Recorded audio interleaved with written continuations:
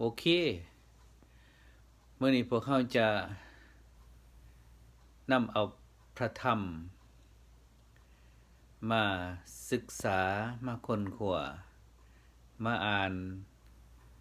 เป็นบทท่องขึ้นใจ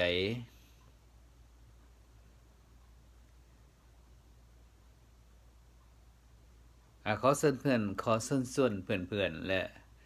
บรรดาพี่น้องที่ฟังภาษาลาวเข้าใจเนาะก็มาศึกษาแล้วก็มาฟังมาฟังร่วมกับพวกเฮาเนาะมาเรียนเพื่อ ให้เข้าใจในความจริงที่พระเจ้าองค์เทียงแท้ได้สอนพวกเราจะนำเอาประโยคหนึ่งมาอ่านแล้วก็มา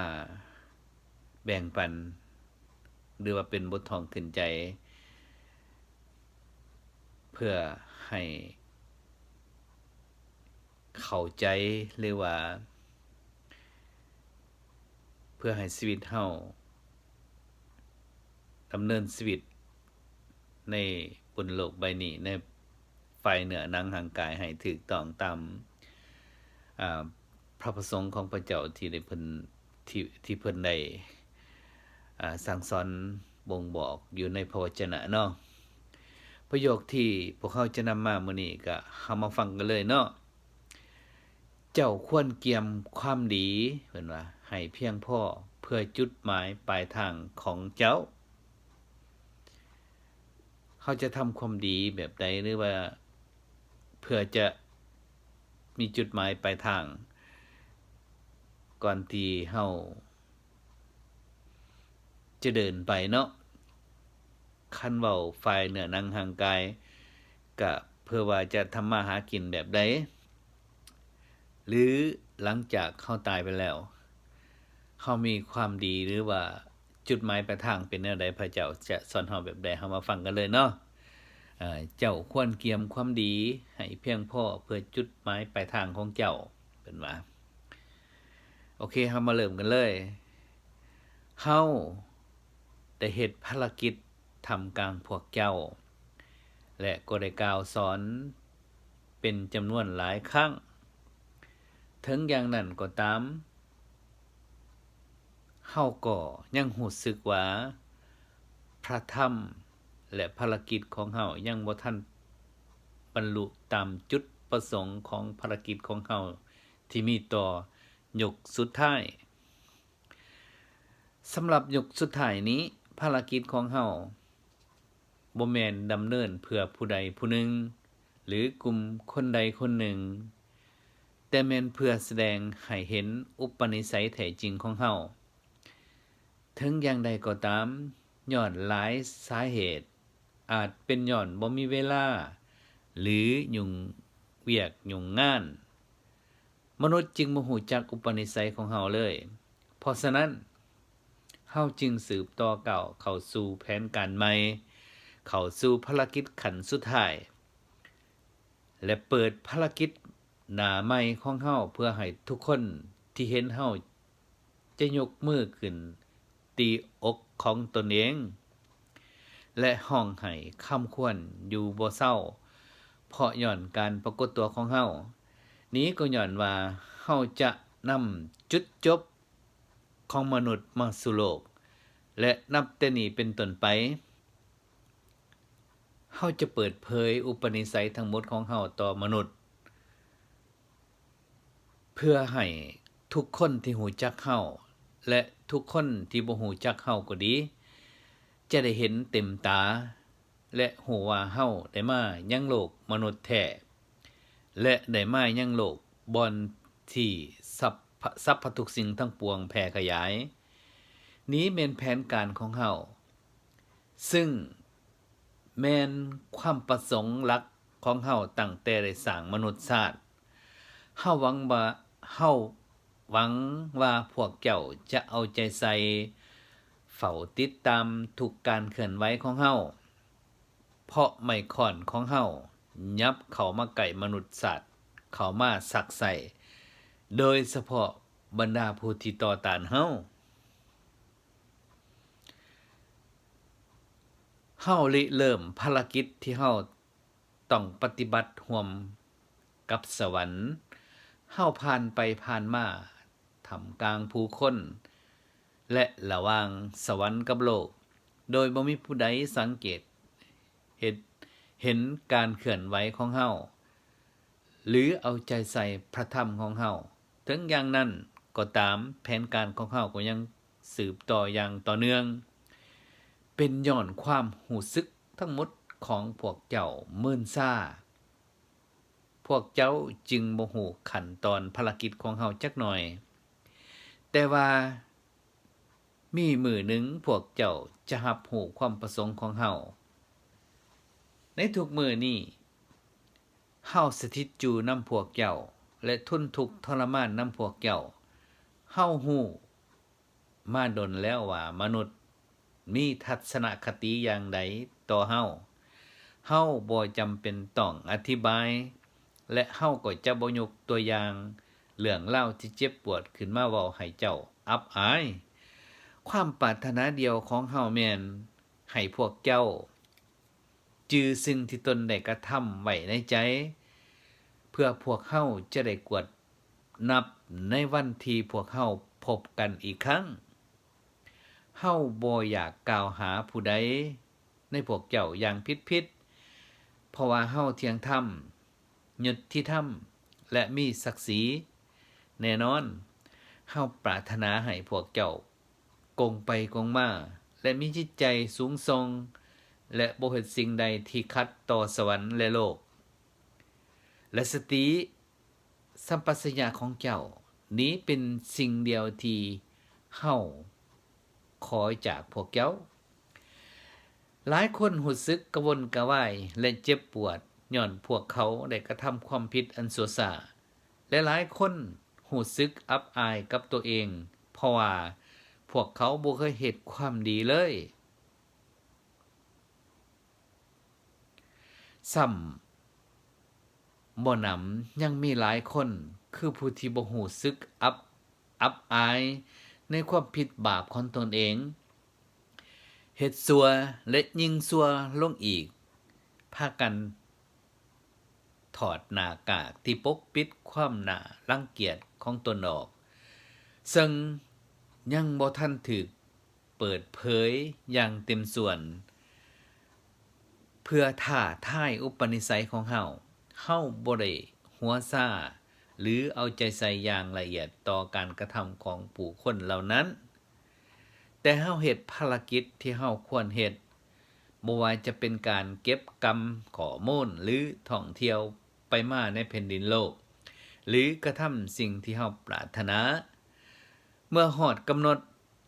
เฮาจะกระทำการของเฮาท่ามกลางมนุษย์ดังที่ได้วางแผนไว้ก่อนแล้วซึ่งจะบ่ไว้หรือบ่ช้าก่อนเวลาและจะกระทำอย่างง่ายดายและว่องไวแต่ว่าในแต่ละขั้นตอนของภารกิจของเฮาบางคนจะถูกขัดออกเพราะว่าเฮารังเกียจความจองหองและความเชื่อฟังอันจอมปลอมของพวกเขาบรรดาผู้ที่น่ารังเกียจสำหรับเฮา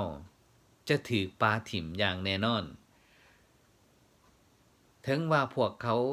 จะกระทำสิ่งน่ารังเกียจอย่างตั้งใจหรือบ่ตั้งใจก็ตามสรุปย่อๆก็คือเฮาอยากให้ทุกคนที่เฮารังเกียจไกลจากเฮาแน่นอนเฮาจะบ่จงคนบาปไว้อยู่ในเรือนของเฮา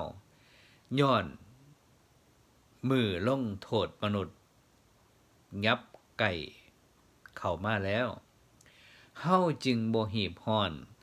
ที่จะปัดเป่าบรรดาคนที่น่ารังเกียจออกไปเพราะว่าเฮามีแผนการของเฮาต่างหากเวลานี้เป็นเวลากำหนดเวลานี้เป็นเวลากำหนดจุดจบของมนุษย์แต่ละคน บ่แม่นเวลาที่เฮาเริ่มลงโทษมนุษย์เทื่อเฮาจะบันทึกทุกถ้อยคำและการกระทำของแต่ละคนไว้ในปึ่มบันทึกของเฮา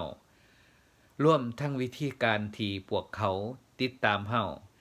นิสัยใจคอแท้จริงของพวกเขาและผลงานบั้นสุดท้ายของพวกเขาด้วยวิธีนี้จะบ่มีมนุษย์คนใดรอดพ้นจากกำมือของเฮาได้และคนทั้งหมดจะตกอยู่ตามกลุ่มที่เฮากำหนดไว้เฮาตัดสินจุดหมายปลายทางของแต่ละคนอิงตามว่าพวกเขามีความจริงหรือบ่แม่นอิงใส่อายุระดับอาวุโสระดับความทุกข์ทรมานหรือระระดับความน่าสงสารบ่มีทางเลือกอื่นมีแต่ทางนี้ทางเดียวพวกเจ้าต้องฮู้เอาไว้ว่าคนทั้งหมดที่บ่ปฏิบัติตามความตั้งใจของพระเจ้าจะถูกลงโทษนี้เป็นความจริงที่บ่สามารถเปลี่ยนแปลงได้เพราะฉะนั้นบรรดาผู้ที่ถูกลงโทษก็ถูกลงโทษตามความชอบธรรมของพระเจ้าและเป็นผลตอบแทนตามความผิดบาปทั้งหลายของพวกเขาเฮาบ่ได้เปลี่ยนแปลงแผนการของเฮาจักหน่อยนับตั้งแต่เริ่มต้นมาแต่สำหรับมนุษย์แล้วเบิ่งคือว่าจำนวนผู้ที่รับฟังพระธรรมของเฮาสัมผัสลดหน่อยถอยลงและจำนวนผู้ที่เฮาเห็นสอบก็เส้นเดียวกันถึงอย่างใดก็ตามเฮายืนยันว่าแผนการของเฮาบ่เคยเปลี่ยนแต่เป็นความเชื่อและความหักของมนุษย์นั่นแหละที่เปลี่ยนแปลงอยู่ตลอดเวลาลุดหน่อยถอยลงสักใส่ถึงขั้นกับว่าแต่ละคนเปลี่ยนจากประจบประแจงเฮาเป็นถึงขั้นกับว่าแต่ละคนเปลี่ยนประจบประแจงเฮาเป็นเฮ็ดเย็นซ่าใส่เฮาหรือแม้นแต่ขับไล่เฮาออกจากชีวิตท่าทีของเฮาต่อพวกเจ้าจะบ่ร้อนเย็นจนกว่าเฮาจะรู้สึกเบื่อหน่ายและเกลียดชังและในที่สุดตัดสินใส่โทษถึงอย่างใดก็ตามในมือที่พวกเจ้าถูกพิพากษาเฮายังจะเห็นพวกเจ้าแต่พวกเจ้าจะบ่สามารถเห็นเฮาอีกต่อไปในเมื่อการดำเนินชีวิตของพวกเจ้าเป็นตาเบื่อหน่ายและมัวหมองต่อเฮาแล้วฉะนั้นแน่นอนเฮาจึงได้เลือกบ่อนอยู่ใหม่เพื่อหลีกเลี่ยงความเจ็บปวดจากคำเว้าอันชั่วร้ายของพวกเจ้าและลบหลีกพฤติกรรมอันชั่วช้าเกินรับได้ของพวกเจ้าเพื่อพวกเจ้าจะบ่ได้หลอกลวงเฮาอีกต่อไปหรือปฏิบัติต่อเฮาแบบพ่อเป็นพิธีก่อนเฮาจะจากพวกเจ้าเฮาขอสักส่วนให้พวกเจ้าเว้นจากการกระทำที่บ่สอดคล้องกับความจริงพวกเจ้าควรกระทำแต่สิ่งที่น่าสรรเสริญสิ่งที่เป็นประโยชน์ต่อมนุษย์ทั้งปวงและสิ่งที่เป็นประโยชน์ต่อจุดหมายปลายทางของเจ้าถ้าบ่ดังนั้นเจ้าเองจะกลายเป็นผู้ที่ได้รับความทรมานเมื่อภัยพิบัติมาถึง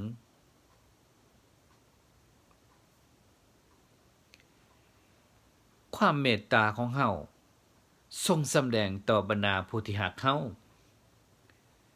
และผู้ที่เอาชนะตัวเองและการลงโทษที่คนผิดบาปที่ได้รับก็เป็นการพิสูจน์อุปนิสัยอันชอบธรรมของเฮาแล้วและยิ่งกว่านั้นก็ยังเป็นพยานความร้ายกาจของเฮาเมื่อภัยพิบัติมาถึงความอึดหิวอาหารและโรคระบาดจะตกถึกทุกคนที่ต่อต้านเฮาและพวกเขาจะห้องไห้น้ำตาไหลบรรดาผู้ที่เฮ็ดบาปทุกรูปทุกแบบ ถึงว่าจะติดตามเฮาได้หลายปีก็ตามจะบ่พ้นการลงโทษพวกเขาจะถูกภัยพิบัติร้ายแรงกว่าเคยปรากฏให้เห็นในยุคผ่านมาและจะใช้ชีวิตอยู่กับความตื่นตกใจและหย้านกลัวและมีแต่บรรดาผู้ที่ติดตามและจงรักภักดีต่อเฮาเท่านั้นที่จะปิติยินดีและสรรเสริญความยิ่งใหญ่ของเฮาพวกเขาจะได้พบความพึงพอใจเหนือที่จะพรรณนาและได้รับความเบิกบานใจที่เฮาบ่เคยประทานให้มนุษย์มาก่อนย้อนว่าเฮารักการกระทำดีของมนุษย์และเกลียดชังการกระทำชั่วช้าของพวกเขานับตั้งแต่เฮาเริ่มต้นนำพามนุษย์จิตใจเฮาจดจ่อแสวงหาคนที่เป็นจิตหนึ่งใจเดียวกันกับเฮาบ่เคยลืมผู้ที่เป็นจิตหนึ่งใจเดียวกับเฮาจิตใจของเฮาเกลียดชังคนเหล่านั้นรอคอยให้ฮอดเวลาลงโทษพวกเขาเฮาจึงจะพึงพอใจเวลาของเฮามาฮอดมื้อนี้แล้วและเฮาจะบ่รอท่าอีกต่อไปภารกิจขั้นตอนสุดท้ายของเฮาบ่แม่นเพื่อลงโทษมนุษย์เพียงเท่านั้นแต่ยังแม่นเพื่อลิขิตชะตากรรมของมนุษย์ว้าวยิ่งไปกว่านั้นก็แม่นเพื่อรับการยอมรับจากคนทั้งปวงสำหรับทุกสิ่งที่เฮาได้กระทำเฮาต้องการให้มนุษย์ทุกคนเห็นว่าทุกสิ่งที่เฮาได้กระทำเป็นสิ่งที่ถูกต้องและทุกสิ่งที่เฮาได้กระทำเป็นการแสดงถึงอุปนิสัยของเฮาบ่แม่นการกระทำของมนุษย์และบ่แม่นธรรมศาสตร์เป็นสิ่งที่สร้างมนุษย์ศาสตร์ขึ้นมาแต่กงกันข้ามเฮาเป็นผู้สร้างและดูแลทุกชีวิตทั้งปวงถ้าปราศจากเฮามนุษย์ก็จะมีแต่ความตายและประสบกับการลงโทษด้วยภัยพิบัติอย่างหายแห้งบ่มีมนุษย์คนใดจะเห็นดวงตะเว้นและดวงเดือนที่สวยงามอีกหรือโลกที่เขียวหน่วยหรือโลกสีเขียวหน่วยนี้อีกมนุษย์จะประเสริญกับกลางคืนที่หนาวจัดและโลกที่เต็มไปด้วยความมืดและความตายเฮาเป็นความพ้นเดียวของมนุษย์เฮาเป็นความหวังเดียวของมนุษย์และยิ่งไปกว่านั้นการดำรงอยู่ของมนุษย์ก็ขึ้นอยู่กับเฮาปราศจากเฮาแล้วมนุษย์จะดำรงอยู่บ่ได้ปราศจากเฮาแล้วมนุษย์ก็จะเผชิญกับภัยพิบัติอย่างหายแห้งและถูกม่านหายทุกรูปแบบ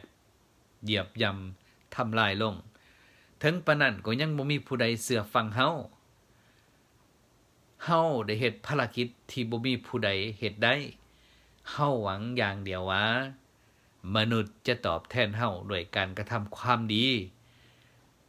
ถึงว่าผู้ที่ตอบแทนเฮาด้วยการเฮ็ดความดีมีน้อยเฮาก็ยังจะสืบต่อเดินทางไปยังโลกและเริ่มปฏิบัติภารกิจของเฮาในขั้นตอนต่อไปซึ่งกำลังปรากฏให้เห็น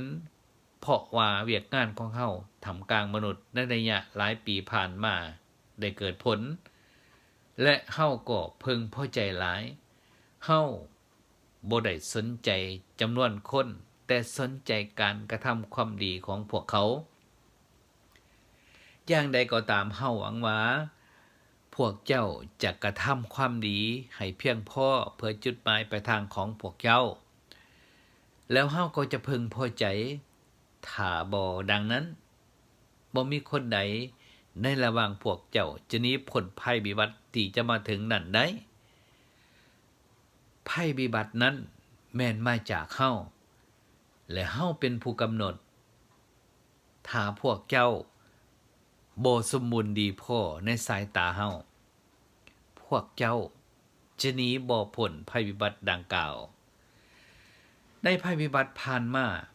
พฤติกรรมและการกระทำของพวกเจ้ายังบ่เหมาะสมเพราะความเสื่อ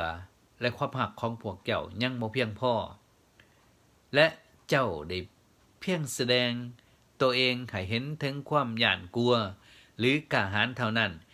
เกี่ยวกับเรื่องนี้เฮาจะตัดสินเพียงความดีและความชั่วเฮาเป็นห่วงนำการกระทำและอุปนิสัยของพวกเจ้าซึ่งเป็นมาตรฐานในการกำหนดจุดจบของพวกเจ้าถึงอย่างใดก็ตามเฮาขอประกาศอย่างจะแจ้งว่าเฮาจะบ่เมตตาบรรดาผู้ที่บ่จงรักภักดีต่อเฮาเมื่อพบพ้อความลำบากเพราะว่าความเมตตาของเฮามีขอบเขตนอกจากนี้เฮาบ่มักผู้ที่ทรยศต่อเฮาแม้นแต่เทื่อเดียวและโดยเฉพาะเฮาจะบ่พัวพันกับผู้ที่ทรยศต่อหมู่เพื่อนนี้แม่นอุปนิสัยของเฮาบ่ว่าคนนั้นแม่นไผก็ตามเฮาควรบอกพวกเจ้าว่าผู้ใดที่เฮ็ดให้เฮาเสียใจจะบ่ได้รับโอกาสครั้งที่2จากเฮาและผู้ใดได้มีความเชื่อในเฮาแล้วก็จะอยู่ในจิตใจของเฮาเสมอไปเอเมน